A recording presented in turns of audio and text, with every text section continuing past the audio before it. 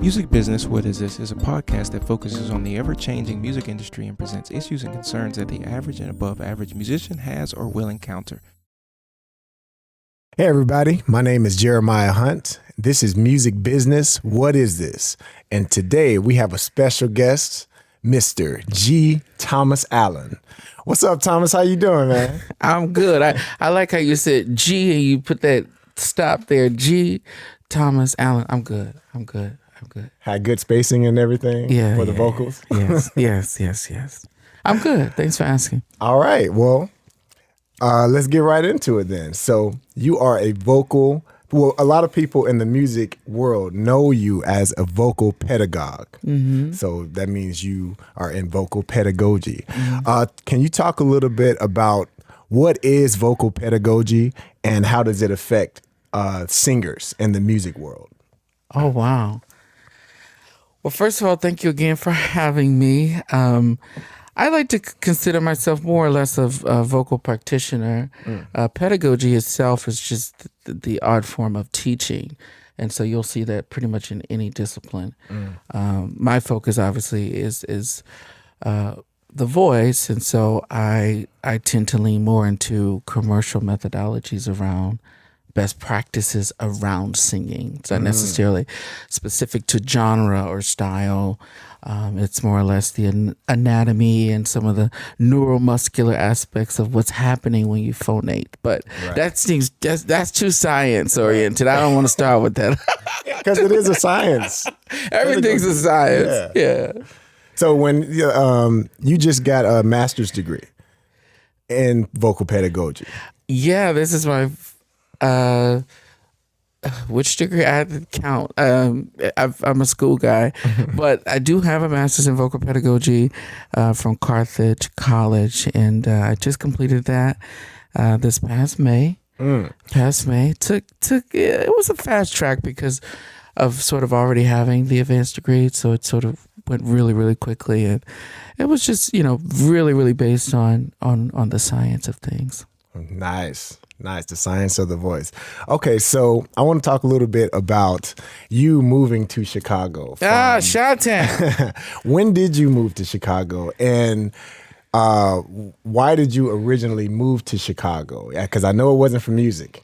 No, it wasn't, surprisingly. Listen, I always tell folks, you have to find a way to fuel your passion if you don't come from the riches of the rich. And I think I've done a good job in sort of having a dual career in sort of higher education, academia, and performing. And, some years it's more or less, but I've sort of always did this juggle, this 50-50 thing. And I've enjoyed it because it's given me, like I said, the fuel, ching, to get out and sort of spread the music thing. But I moved here specifically for really a real estate position, and not like a real estate agent, but in campus housing in academia, not to give you a long story in it, but there's this aspect of on-campus and off-campus housing. And years ago when I was at Morgan, I was an RA.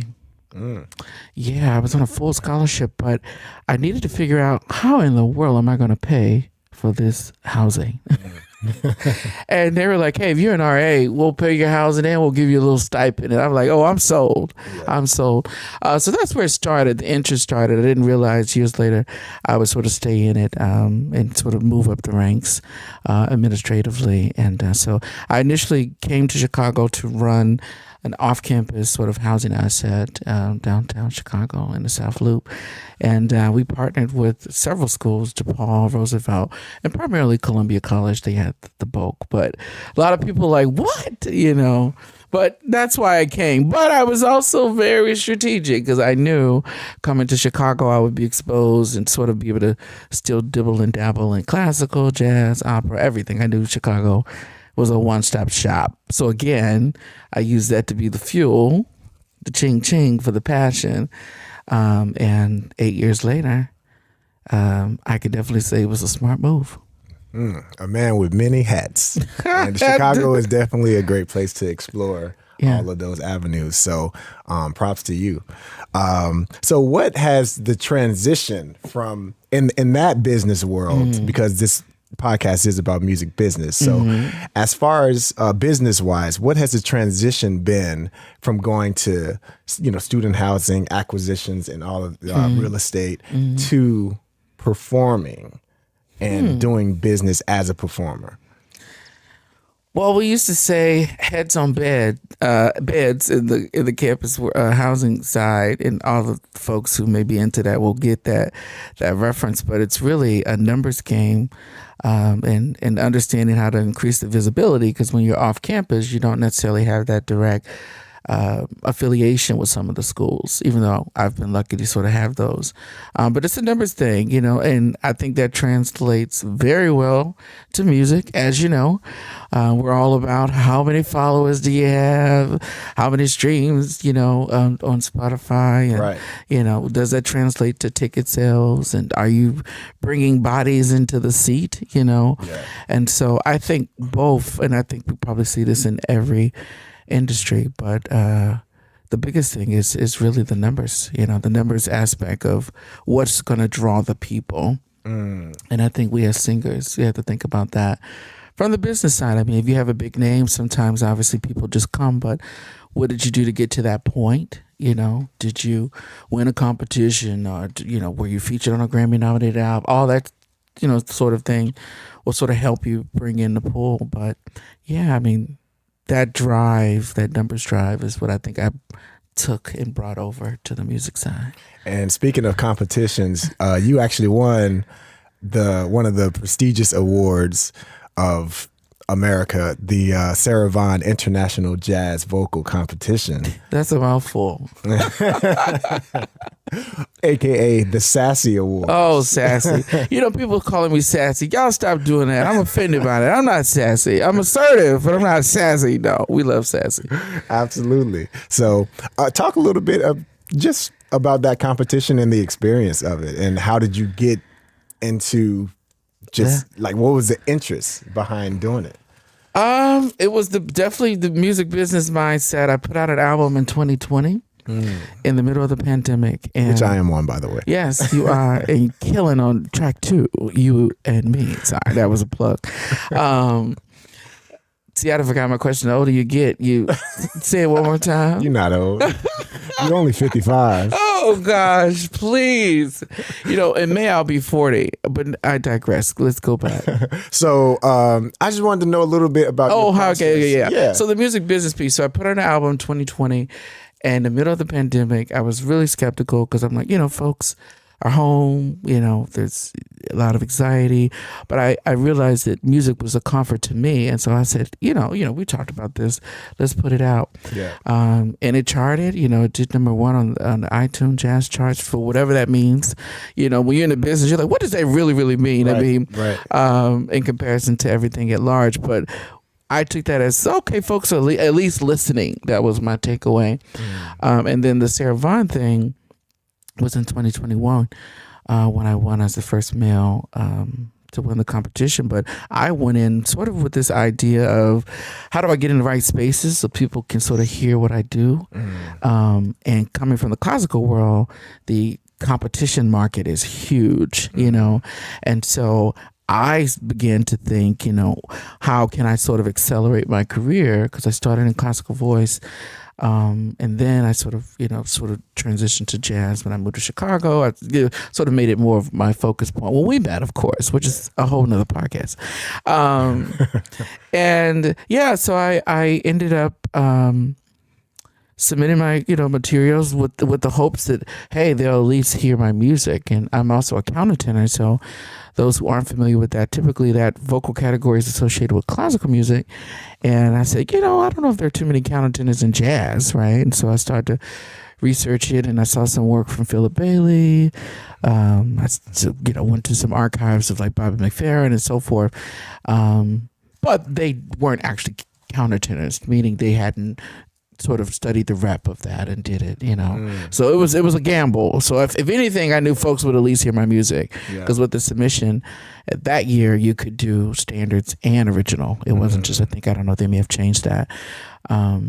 so yeah, I ended up submitting that, and just I didn't think I would get it, and then all of a sudden I got that email, hey, you've made the top 5. I think I called my cousin, who I'm sure you know, the one and only Richard D. Johnson. Oh yeah, the co-host of this show, one of the baddest men on the planet. Yeah, because in our family, he's always sort of carried the jazz hat, and I was sort of the opera buff guy, and we sort of, very rare that we cross paths, but we have, which is a whole nother story too, in the jazz space. But that's what it was. I ended up trying to figure out, where do I fit in the grander scheme of it, and I knew some of the luminaries that would be the judges. Like, I didn't know them, but I knew they would be the judge, the adjudicators, like Sheila Jordan and Jasmine Horn, my girl. Shout out to Jasmine.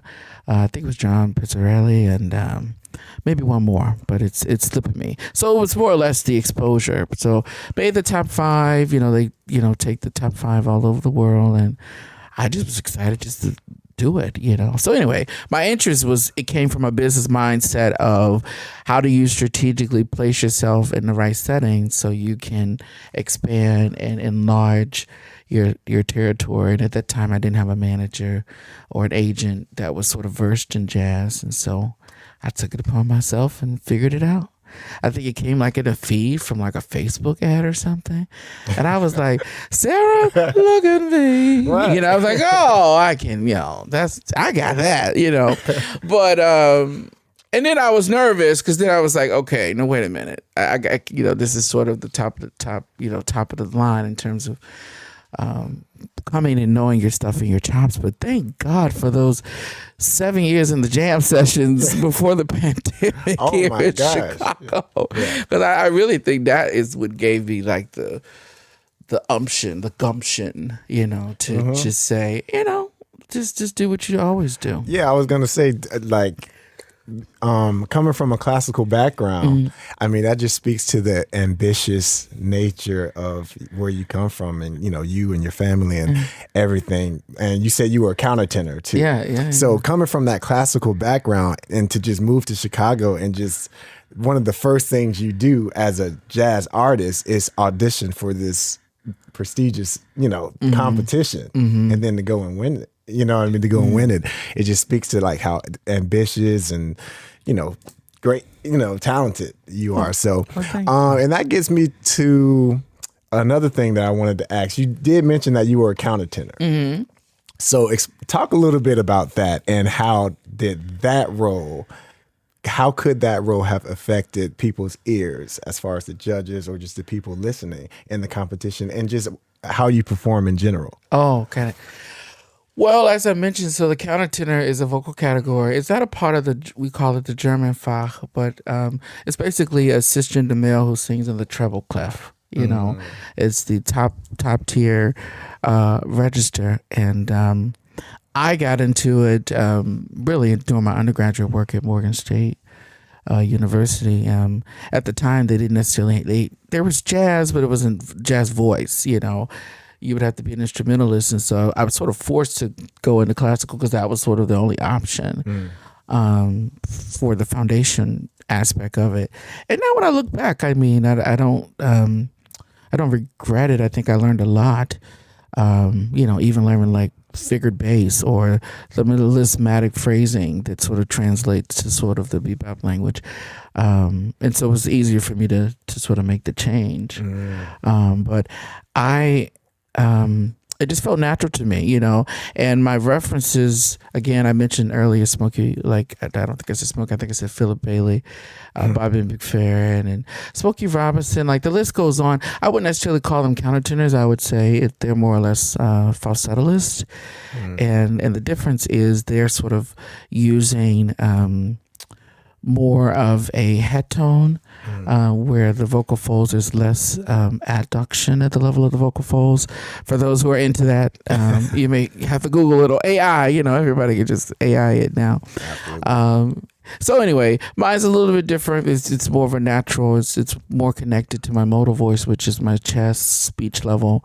It's just an extension of it. And So it just felt natural to me. I didn't know what that was. I kind of came to school and they were like, oh, you can do this rep, so we're going to you're going to be a countertenor. And I didn't turn back the hands of time. So I don't necessarily lead with that in the jazz space. I think when Downbeat put out an article when I won, they used the terminology, I think falsetto, like what an impressive falsetto. The judges were captivated by the falsetto range. So even in that space, they used the term falsetto instead of countertenor. So to your question, I think folks were just shocked because they had never sort of heard it in that capacity, because most males may sing in their chest voice and then they may flip and do the octave. But sometimes I don't make the switch. I just stay in one particular registration. So I think it was very new to the audience and the judges, and they liked it. Luckily, I knew they would either like it or hate it. In fact, I think they quoted that in Downbeat